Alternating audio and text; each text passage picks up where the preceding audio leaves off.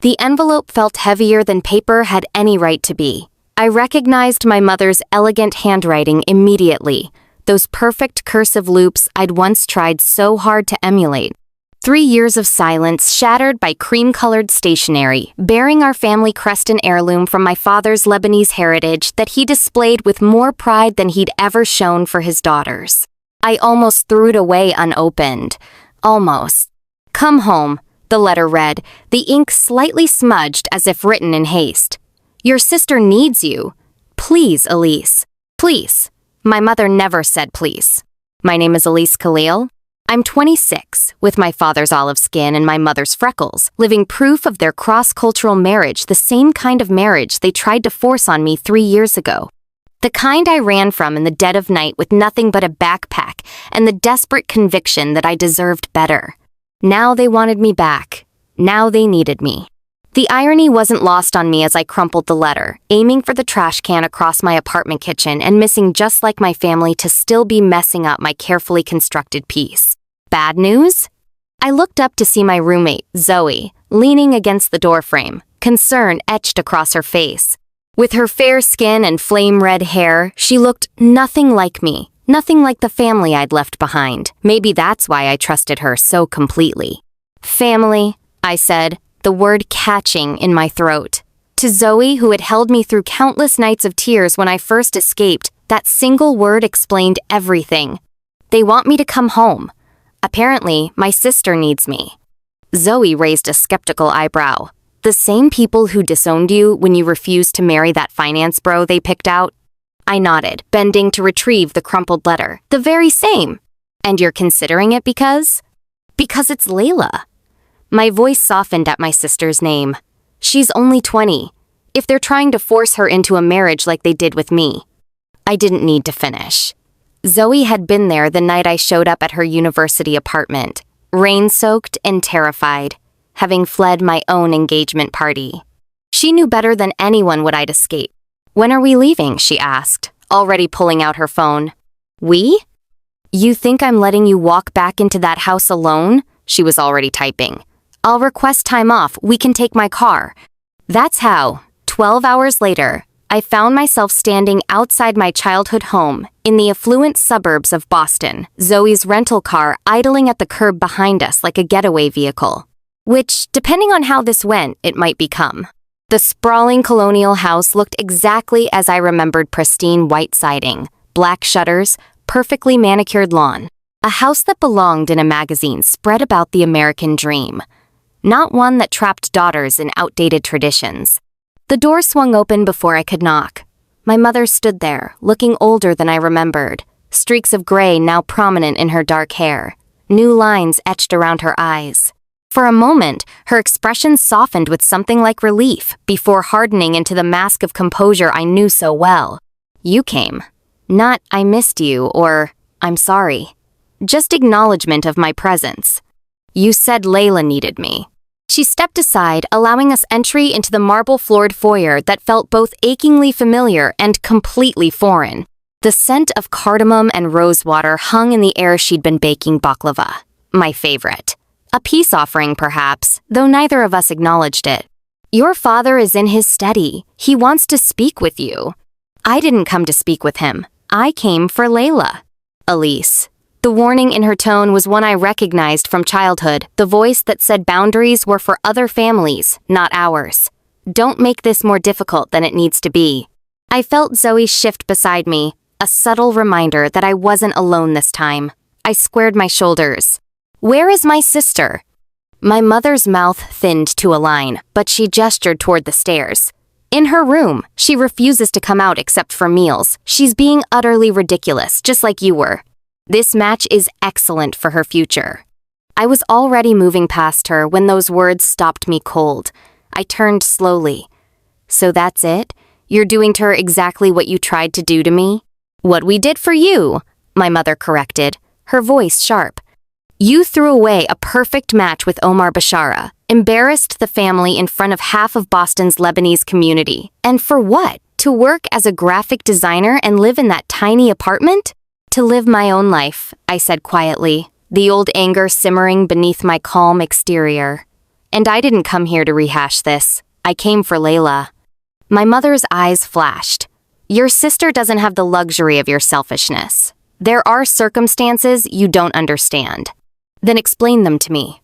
That's not my place. She glanced toward my father's study, and I caught something in her expression I'd rarely seen before fear. Your father will. Nadia, who's at the door? My father's voice called from down the hall, and my mother visibly stiffened. No one, she called back, then lowered her voice to a whisper. Go to your sister. Try to make her see reason. Without waiting for a response, I climbed the familiar stairs, Zoe following silently behind me. The upstairs hallway was lined with family photos, many featuring me had been removed, I noticed. Erased, like my choices had erased me from the family narrative. I knocked softly on Layla's door. Lay? It's me. It's Elise. There was a moment of silence, then a flurry of movement before the door flew open and my sister launched herself into my arms. She was taller than I remembered, her dark hair cropped short in a style our parents would have never approved of. When she pulled away, I saw her eyes were red-rimmed from crying. You came, she whispered, echoing our mother but with genuine emotion. I didn't think you would. Of course I came. I guided her back into her room, Zoe following and quietly closing the door behind us. Tell me what's happening. Layla sank onto her bed, shoulders slumping. They're making me marry Rahim Haddad. His father owns half the real estate in Cambridge. I've met him twice, and he spent both meetings talking about how his wife wouldn't be allowed to work because it would reflect poorly on him. My stomach clenched. When? The engagement party is Saturday. The wedding is in June, right after I finish my sophomore year. Layla's voice cracked. I don't want to quit college, Elise. I don't want to be someone's property. I sat beside her, taking her hands in mine. You won't be. I promise. I don't have anywhere to go, she whispered. Not like you did. I exchanged a glance with Zoe, who gave me an imperceptible nod. Yes, you do, I told my sister. You have me. Layla looked up, hope and fear warring in her expression. They'll disown me like they did you. Probably, I admitted. Is staying worth giving up your freedom? She shook her head slowly. Number. But what? It's not just about me. Layla lowered her voice. Dad's business is in trouble. The merger with the Haddads would save it. That's why they're pushing so hard for this marriage. I felt a cold weight settle in my stomach. So this wasn't just about tradition or controlled was about money. They were literally selling my sister to save the family business. That's not your responsibility, I said firmly. You're not a commodity to be traded. Your sister is right. Zoe spoke up for the first time since entering the room. No business is worth sacrificing your life for. Layla bit her lip. But what about Mom and Dad? If the business fails, then they'll figure it out, I said, perhaps more harshly than intended, like adults, without using their daughters as collateral. A knock at the door interrupted us. Without waiting for a response, my father entered, his imposing frame filling the doorway. He'd aged since I'd seen him last, the lines around his mouth deeper, his eyes cloudier behind his glasses. But his posture was still rigid, authoritative, the stance of a man who expected to be obeyed without question. Elise, he nodded curtly. I see you've decided to grace us with your presence after all. I stood, instinctively placing myself between him and Layla. I came for my sister. Your sister is fine. She's just being dramatic about an arrangement that will secure her future and the future of this family. Her future?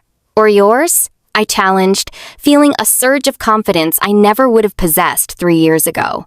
Layla told me about the business troubles. My father's expression darkened, and he shot Layla a look of betrayal that made her shrink back. Matters you know nothing about. I know enough to understand you're using your daughter as a financial transaction. His hands clenched at his sides. You always were disrespectful. I thought college would mature you, but instead, it filled your head with these Western notions of independence. Look where it's gotten you. No family, no support, no real future. I have family, I replied evenly, glancing at Zoe, who stood tall beside me. I have people who respect my choices, and I have a career I love. What I don't have is someone controlling my every move. And what of your sister's duty to her family? My father stepped further into the room, his presence seeming to suck all the air out of it. What of tradition, honor, the values that built this family? Her duty? I laughed incredulously. What about your duty as a parent to protect her? To want her happiness? Happiness? My father scoffed. Marriage isn't about happiness. It's about stability, family, carrying on traditions. You think you're happy now, but what about in 10 years when you have no husband, no children, when you're alone? If I have those things, they'll be because I chose them, I said, not because they were forced on me. My father's gaze shifted to Layla, who had risen to stand beside me. And you? You would abandon your family too, after all we've done for you? Layla trembled beside me, but her voice was steady when she spoke. I want to finish college. I want to choose my own path. Ungrateful, he spat, both of you, after everything we've sacrificed. We didn't ask for those sacrifices, I said quietly, and we shouldn't have to sacrifice ourselves to repay them. My father stepped forward, his face flushed with anger, but was stopped by my mother's appearance in the doorway. Ibrahim, she said, her voice strained. The Haddads are here. His eyes widened in surprise. They're not due until dinner. They insisted on coming early, to meet Layla properly. My mother flicked to my sister, a flash of something concern, regret, crossing her features before disappearing behind her usual mask of composure. They've heard rumors, she added more quietly, about Layla's reluctance. My father straightened his jacket, his businessman's facade sliding into place. Fine, Layla, make yourself presentable. Elise, you and your friend should leave. I'm not going anywhere, I said firmly. And neither is Layla if she doesn't want to meet these people. This isn't your decision, my father growled, stepping closer. You give up any right to a say in this family's affairs when you ran away like a thief in the night. You're right, it's not my decision. I turned to Layla. It's hers. All eyes turned to my sister, who looked terrified but determined. I don't want to meet them, she said, her voice small but clear. I don't want to marry their son. This isn't a discussion, my father insisted, his voice rising. You will come downstairs, you will be polite, and you will do your duty to this family. I felt a surge of the old fear, the old instinct to obey, to keep the peace. But then I looked at Layla's face and saw my own past reflected there, the trapped feeling, the desperation. I remembered the night of my own engagement party, how I'd smiled and nodded while feeling like I was drowning. No, I said, taking Layla's hand, she won't. My father's face contorted with rage. You have no say in this. You gave up any right to influence this family when you ran away like a coward. I wasn't a coward, I replied, my voice steady despite my racing heart. I was brave enough to choose my own path, even though it meant losing everything I knew. And Layla is brave enough too. If she leaves with you, my mother interjected, her voice cold, she will no longer be welcome in this house, just like you. Layla's hand tightened around mine. Then I guess I'm not welcome, she said, her voice barely above a whisper. The silence that followed her words was deafening. My father stared at us in disbelief, as if he couldn't comprehend that both his daughters would defy him. Do you have any idea what's at stake? He finally said, his voice strangely quiet. Do you know what will happen if this merger doesn't go through? We'll lose everything, my mother answered when I didn't. The house, the business, our standing in the community. Then find another way, I said. One that doesn't involve selling your daughter. My father's face darkened. You think I want this? You think I enjoy having to depend on the Haddad family's goodwill? Their son has agreed to take over management of my company as part of the marriage arrangement. It saves the business, provides for your mother and me in our retirement, and gives Layla security. But not freedom, I pointed out. Freedom. He scoffed. What good is freedom if you're struggling to pay rent? If you have no security? Ask your sister how free she feels working 2 jobs while trying to finish her degree. I blinked in surprise, turning to Layla. 2 jobs?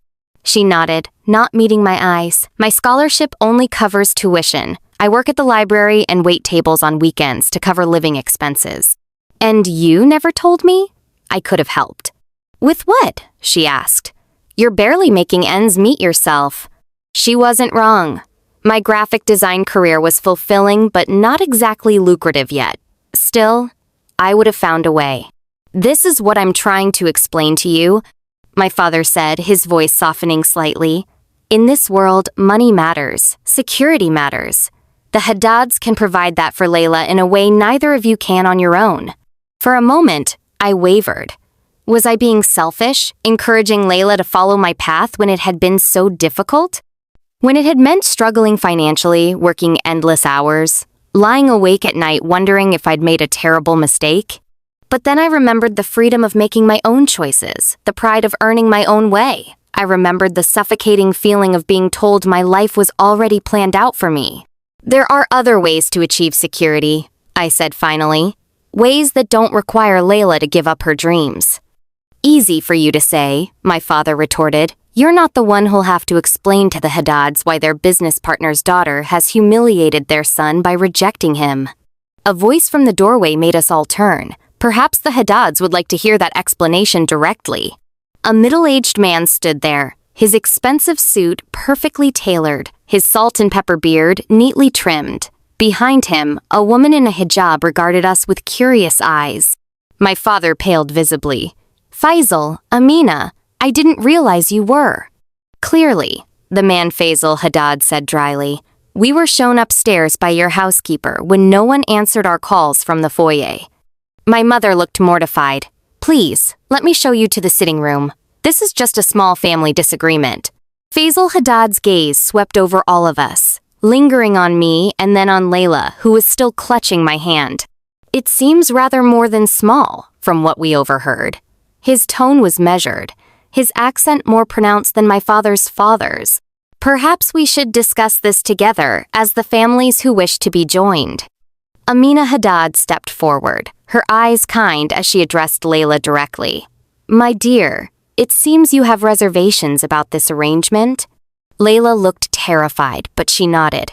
"Two want to finish college first, and I'm not sure I'm ready for marriage." I expected anger or disappointment from the older couple. Instead, Amina glanced at her husband, some unspoken communication passing between them. "Faisal," she said softly, "perhaps we should reconsider the timing." To my astonishment, Faisal Haddad nodded. "Indeed, there's no need to rush such an important commitment." He turned to my father, whose expression had shifted from fear to confusion. "Ibrahim, would you and I speak privately? I believe we may be able to restructure our arrangement in a way that benefits everyone." My father hesitated, then nodded stiffly. "Of course, my study is downstairs." As the men left, Amina smiled at Layla. "My dear, you remind me of myself at your age. I too wanted to finish my education before marriage." "You did?" Layla asked, her voice small. "Oh yes, I completed my accounting degree before marrying Faisal. It served our family business well." She glanced at me. "And you must be Elise. Rahim mentioned you had left under difficult circumstances." I tensed, but her expression held no judgment. It seems the misunderstanding extends to both sides of our families. I had believed you and Layla were eager for these arrangements. My mother stiffened. "There is no misunderstanding. Both my daughters have been raised to understand family obligation." "But not at the expense of their happiness, surely?" Amina replied, her voice gentle but firm. "Faisal and I have always believed that forced marriages lead to unhappy homes. We want Rahim to have a willing partner, not a resentful one." The tension in the room shifted, my mother's rigid posture wavering slightly. "You're saying you don't want the marriage?" "I'm saying we want Layla to have time to know Rahim properly, to finish her education, and to enter any marriage of her own free will." Amina's gaze moved between all of us. "And I believe my husband is downstairs explaining to Ibrahim that our business partnership need not depend on a marriage that neither of our children seems ready for." The relief that washed over Layla's face was palpable. "Really?" "Really," Amina confirmed. "Though I do hope you'll still consider getting to know Rahim. He's a good man, despite what you may have heard about not wanting his wife to work." I believe that was a misunderstanding as well. He meant only that you wouldn't need to work unless you wished to. I wasn't entirely convinced, but the immediate crisis seemed to be diffusing. My mother, however, looked horrified. "But the arrangements, the engagement party, What will people say? They will say that two families wisely decided to ensure their children found true happiness. Amina replied smoothly. Now, perhaps we could all go downstairs and have that tea you mentioned in your invitation. As the women descended the stairs, I hung back with Layla, still processing what had just happened. Did that really just happen? She whispered. Are they really okay with waiting? It seems so, I said, equally stunned, though I'm not convinced their son is as progressive as Mrs. Haddad suggests. No, but at least I have time now. Time to finish school, to figure out what I want. Layla squeezed my hand. Thank you for coming. I don't think I would have had the courage to speak up without you here. You would have, I assured her. You're stronger than you know. As we joined the others downstairs, I noticed my father and Faisal emerging from the study. My father looked shaken but relieved, while Faisal appeared completely at ease. It's settled, Faisal announced. We will proceed with the business merger as planned, but without the marriage condition. Instead, we propose that Layla complete her education and that both young people be given time to know each other properly. My mother's relief was visible, though I noticed she avoided looking at me. This solution saved her family's financial security without forcing an immediate marriage on Layla. It was, in many ways, the perfect compromise, though I was certain my parents had never anticipated offering any compromise at all until faced with no choice. And what of the engagement party? My mother asked. We'll repurpose it, Faisal suggested. A celebration of our business partnership instead? No need to waste the preparations. As the two families settled into awkward but civil conversation in the living room, Zoe caught my eye from where she'd been standing quietly near the doorway. I think I'll wait in the car, she murmured. This seems like family business now. I nodded, watching her slip out. The immediate crisis had passed, but I wasn't ready to let down my guard entirely. Something still felt unresolved. A tension hanging in the air despite the seemingly happy outcome. When I returned my attention to the room, I found my father watching me with an unreadable expression. As the Haddads engaged my mother and Layla in conversation about university life, he beckoned me to follow him back to his study. I hesitated, then complied, keeping the door open behind me. I wasn't the scared girl who'd fled his house 3 years ago, but old habits died hard. You think you've won, he said without preamble, his voice low enough that it wouldn't carry to the living room. This isn't about winning or losing, I replied. It's about Layla having choices. Choices. He pronounced the word like it tasted bitter. You and your sister don't understand the real world. You think life is about following your heart, pursuing dreams. But reality is harder than that. I know exactly how hard reality is. I've been living it since I left. And struggling, from what I hear. His eyes narrowed. Your mother has friends who see you working late at that coffee shop, friends who tell her you're barely making rent. I flinched. I hadn't realized they'd been keeping tabs on me. I'm building something. A career takes time. Time is a luxury, he said sharply, one that I don't have. The business is failing, Elise. Without the Haddad's investment and Rahim's management skills, everything I've built will collapse within months. Then accept their help without sacrificing Layla. They were only offering the full partnership because of the marriage. He ran a hand over his face, suddenly looking old and tired. This new arrangement? It's better than nothing, but it's not the secure future I'd hoped for. For the first time, I saw not the authoritarian father who'd tried to control my life, but an aging man afraid of losing everything he'd worked for.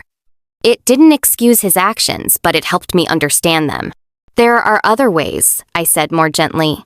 Other investors, other solutions that don't involve treating your daughters like assets to be traded. He gave a bitter laugh.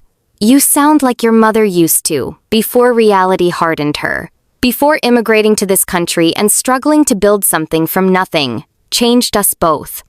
That surprised me. I'd always seen my mother as the willing enforcer of my father's traditional values, not as someone who had once questioned them. What happened to her, to that version of Mom? He shrugged. Life. Responsibility. The understanding that personal desires sometimes must be sacrificed for the greater good of the family. But that's just it, what you see as sacrifice. I see as unnecessary suffering. The world has changed. Women can have careers, independence, and still honor their families. By abandoning them? He challenged. I didn't abandon you, I said quietly. You pushed me away. You gave me an ultimatum: marry Omar or leave. I made the only choice I could live with. He was silent for a long moment, studying me with new eyes. You've changed. I've grown up, on my own terms. Another silence stretched between us, heavy with 3 years of unspoken words, of hurt and anger and missed opportunities. The Haddads aren't what I expected, he finally said. I thought they were traditionalists like us. Like me, he corrected, when I raised an eyebrow. Maybe that's the lesson here, I suggested. People surprise you when you give them the chance to be more than what you expect. From the living room, I heard Layla laugh, a genuine sound I hadn't heard since arriving. Some tension I hadn't realized I was carrying eased at that sound. She deserves to be happy, I said. We both do. My father didn't agree, but he didn't argue either. Progress, of a sort. Will you stay? He asked abruptly. For dinner at least? Your mother would. It would mean a lot to her. The invitation surprised me. I don't know if that's a good idea. Please. The word sounded foreign coming from him. For Layla, if not for us. I thought about Zoe waiting in the car, about the uneasy truce that had formed in this house, about the sister I'd missed desperately for 3 years. I'll ask Zoe if she minds waiting, I said finally. But I'm not staying overnight. He nodded, accepting the boundary without argument. Another first. As the afternoon stretched into evening, a strange new dynamic settled over the house. The Haddads stayed for an early dinner, during which Rahim finally appeared, a serious young man who seemed genuinely embarrassed that his comments about working wives had been misinterpreted. I only meant that my wife would never need to work to support us, he explained to Layla across the dinner table. Of course I would support her career ambitions. Layla didn't look entirely convinced, but she was polite, even engaging him in conversation about his interests outside of business. I watched them interact, not seeing any spark of attraction but no active dislike either. With time and freedom from pressure, who knew what might develop between them? The important thing was that she now had the choice. As the Haddads prepared to leave, Faisal pulled me aside.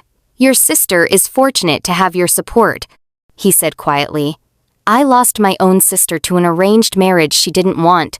She's never forgiven our family. The unexpected confidence stunned me. I'm sorry to hear that. It taught me that preserving family bonds is more important than preserving traditions. He glanced at my father, who was saying goodbye to Amina. I hope your father learns that lesson before it's too late. After they left, an awkward silence fell over the house. My mother busied herself clearing dishes, while my father retreated to his study. Layla and I helped with the cleanup, falling into an old rhythm that felt both familiar and strange. Will you really leave tonight? Layla asked as we loaded the dishwasher. I need to, I said. Zoe has already been incredibly patient, and this isn't my home anymore. But we've made progress, right? Dad seems almost reasonable tonight. I smiled at her optimism. Crisis averted doesn't equal problem solved. He still believes in his way of doing things. He's just been outmaneuvered this time. By you, she said, bumping my shoulder with hers. My badass big sister. By us, I corrected. You were the one who stood your ground when it mattered. Our mother entered the kitchen, catching the tail end of our conversation. She hesitated, then spoke. Your sister's right. You've both shown determination today. Coming from her, it was practically a ringing endorsement. I suppose you're leaving now? She asked, not quite meeting my eyes. Yes, Zoe's waiting. My mother nodded, then surprised me by reaching into her apron pocket and withdrawing a small velvet box. This was my mother's, she said, holding it out to me. I was saving it for your wedding day, but I accepted the box, opening it to reveal a delicate gold necklace with a small ruby pendant. Grandma's necklace? But this should go to Layla. Layla will have other things, my mother said cryptically. This was always meant for you. My mother gave it to me when I left Lebanon, told me it would protect me in my new life. I think, perhaps you need that protection more than I realized. I stared at her, struggling to understand what she was really saying. Was this an acknowledgement that my path was valid? An apology? Or just a mother's instinct to protect her child, even one who had defied her? "Thank you," I said, fastening the necklace around my throat. The ruby gleamed warmly against my skin. "It suits you," she observed, then added in Arabic, a language she rarely used, "as does your strength." Before I could respond, she turned away, busying herself with wiping already clean counters. Some walls would take more than one day to break down. Layla walked me to the front door, where Zoe was now waiting, having been texted that we were finally leaving. "What happens now?" Layla asked, hugging me tightly. "You finish college. You decide what you want. You live your life," I told her. "And you call me anytime you need me. I'm only a train ride away. And if they try again? If they find another match for me?" I pulled back to look her in the eyes. "Then you remember you always have choices. Always." As Zoe and I drove away, the sprawling house growing smaller in the rearview mirror, I fingered the ruby pendant at my throat. "Successful mission?" Zoe asked, glancing at me. "I think so," I said, still processing everything that had happened. Not quite what I expected, but Layla has breathing room now. And maybe my parents are starting to understand that they can't control everything. "And what about you? How does it feel going back there?" I considered the question, watching the familiar neighborhood pass by. Like I'm finally free of it, not just physically, but emotionally. I've been carrying this weight, guilt, anger, unfinished business. It feels lighter now. Zoe smiled. "So, home?" Home. Not the house I'd just left, but the apartment we shared. The life I'd built for myself, the future I was still creating day by day. "Home," I agreed, leaning back as we merged onto the highway, leaving the suburbs behind. My phone buzzed with a text. Not from my father. I doubted he'd reach out so soon, if ever. But from Layla. "They're actually talking about setting up a college fund for me to finish without working. Progress. Thank you for showing me how to be brave. Love you." Another text followed, this one from my mother, surprising me. The necklace belonged to my mother, and her mother before her. Women who survived wars, displacement, starting over in new countries. Strong women, like my daughters. I read it twice, tears blurring my vision. It wasn't an apology or a blessing, not exactly, but it was acknowledgement. Recognition that the path I'd chosen, while different from hers, still honored the strength of the women who came before us. "Everything okay?" Zoe asked, noticing my emotion. "Yeah," I said, a smile spreading across my face as I tucked the phone away. "I think it might be, actually." As we drove toward Boston, toward the life I'd created for myself, I felt a weight lifting from my shoulders, a weight I hadn't even realized I was still carrying. For 3 years, I'd lived with the knowledge that I'd escaped but left my sister behind, that somehow, in saving myself, I'd abandoned her. Now, knowing she had options, knowing my parents were at least beginning to bend, I could finally release that last bit of guilt. My family hadn't changed overnight. My father still believed in tradition over individual choice. My mother still prioritized family reputation above personal happiness. But cracks had formed in their rigid worldview, small fissures through which new understanding might eventually flow.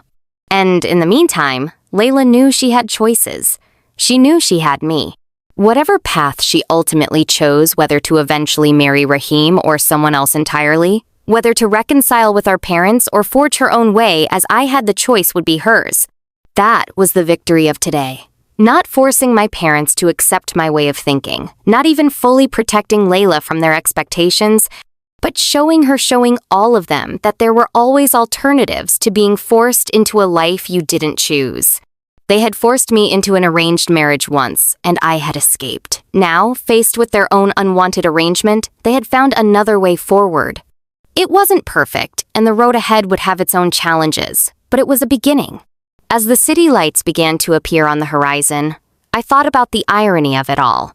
My parents had tried to use marriage as a solution to their problems, just as they had tried to use my marriage as a path to greater connections and status.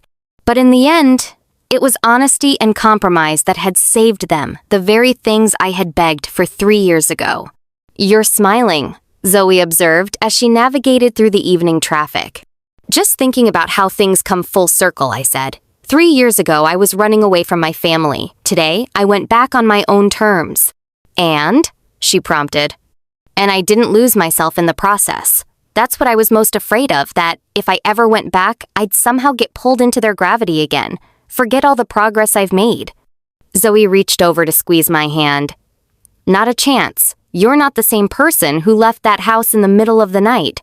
She was right. The scared girl who had fled her engagement party had become a woman who could stand up to her father, who could hold boundaries, who could help her sister see possibilities beyond duty and tradition. My phone buzzed again with another message from Layla. Dad just came to my room and said we'd talk about college options tomorrow. He actually knocked before coming in. Your influence already working magic. Miss you already.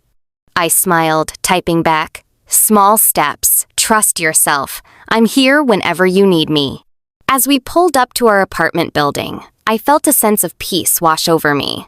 The last 3 years had been hard working multiple jobs while finishing my degree, building my portfolio, learning to navigate adult life without a safety net. There had been moments when I'd questioned my decision, when financial struggles and loneliness had made me wonder if the price of freedom was too high. But today had shown me that the hardest path can still be the right one. That standing up for yourself doesn't have to mean losing everyone you love. That sometimes the bravest thing you can do is go back and face what you ran from, not to surrender, but to show how much you've grown. Home sweet home, Zoe announced as she parked the car. I looked up at our modest apartment building, nothing like the stately colonial I'd grown up in, but filled with more genuine happiness than that house had seen in years. Yes, I agreed, the ruby pendant warm against my skin. Home. Walking up the stairs to our third-floor walk-up, I thought about the journey that had brought me here. Not just the physical distance from suburbs to city, but the emotional distance I'd traveled. From a daughter desperate for approval to a woman comfortable in her own choices. From someone defined by family expectations to someone defining her own life. My sister was just beginning that journey. She would make her own choices, face her own challenges. But unlike me, she wouldn't have to do it alone. She had me, someone who would walk the path before her and could light the way. As I unlocked our apartment door, I realized that was perhaps the most meaningful thing to come from this day. Not just Layla's temporary reprieve or my parents' grudging flexibility, but the reconnection between sisters. The knowledge that whatever happened next, neither of us would face it alone. 3 years ago, my family had tried to force me into an arranged marriage, and I had chosen freedom instead. Today, faced with their own unwanted arrangement, they had been forced to find another way forward. In both cases, what looked like an ending had actually been a beginning. And beginnings, I had learned, were full of possibility.